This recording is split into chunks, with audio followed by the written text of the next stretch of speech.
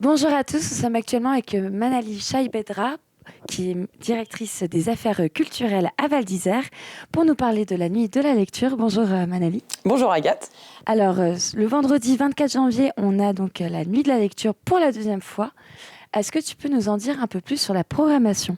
Oui, donc cette année, c'est pas un ni deux, mais bien 3 rendez-vous qu'on vous fixe à Val d'Isère pour la nuit de la lecture. Donc dans 3 lieux différents. Cette année, la thématique nationale, puisque c'est un événement national, c'est donc le patrimoine. Alors on est parti s'emparer de notre patrimoine avalin. Tout d'abord, à 17h30, vous aurez un premier spectacle qui va se dérouler à la chapelle de la Daille. Donc un spectacle qui sera accessible dès 3 ans, d'une durée de 45 minutes à peu près. Donc c'est aussi l'occasion de rentrer dans les chapelles, puisqu'elles sont fermées d'habitude. Ce spectacle, donc, il va être mené par la conteuse Léone Lecomte. Puis on se donne rendez-vous dans une autre chapelle à 18h30, la très belle chapelle du Fornet. Un spectacle qui s'appelle L'envol des graines, donc mené par Aurélie Piette. Et enfin, pour finir, on va aller s'emparer de notre patrimoine immatériel. Donc on a le plaisir d'être accueillis par la ferme de l'Adroit dans l'étable à 20h. Donc pour un spectacle commun d'une durée de 45 minutes à 1 heure également. Et donc on a un thème sur le patrimoine, on met en avant le patrimoine avalin en l'occurrence. Et quels sont un peu les contes qu'on pourra découvrir pour les petits et grands? Quelles sont les thématiques? Alors, les thématiques des contes ne sont pas forcément liées au patrimoine. On va être vraiment bercé par l'onirisme qui va être proposé parce que le lieu, forcément, quand on est dans des lieux aussi exceptionnels, ça amène aussi à la rêverie. Les 2 conteuses, elles ont l'habitude d'intervenir auprès de tous les publics, ce qui fait que même si on vous invite, on sait que la première, comme je vous indiquais, il était plutôt à destination des petits enfants. Les autres sont vraiment ouverts à tous, hein, peu importe l'âge, j'ai envie de dire de 6 à 106 ans, on y trouvera son compte puisque ça va être un moment qui va être un petit peu suspendu vu les lieux où ils vont se trouver et on va vraiment vous emmener dans la rêverie.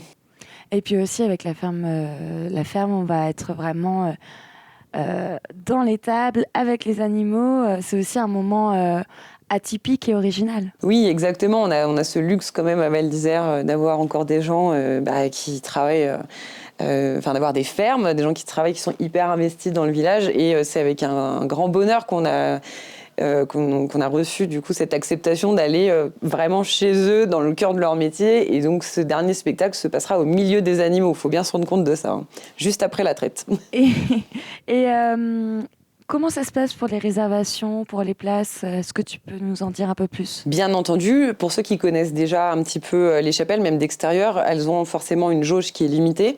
Donc pour être sûr d'avoir sa place, je vous invite à passer à l'accueil de la Maison de Val auprès d'Aurélie pour vous inscrire. Les inscriptions sont déjà ouvertes.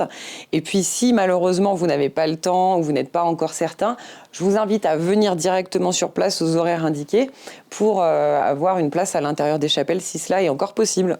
On est sur combien de places limitées à peu Alors, près? tout dépend des chapelles, bien évidemment. Ouais. Celle de la Daille, c'est la plus petite, donc ça va être une 20-25 personnes. Celle du Fornet, c'est un petit peu plus grand, hein, donc on va plutôt être sur 30-35 personnes. Et puis, sur les tables, on se limite à 40-50 personnes maximum. Après, pensez bien aussi à une chose, ce sont des chapelles et une table, donc ce n'est pas chauffé, donc on vous invite à venir très couvert quand même, hein. Voilà, c'est quand même important pour pouvoir profiter du spectacle. Et ben en tout cas, donc la nuit de la lecture, ça a retrouvé le vendredi 24 janvier. Merci beaucoup Manali d'avoir été avec nous et à Merci, c'était bientôt. un plaisir. À bientôt.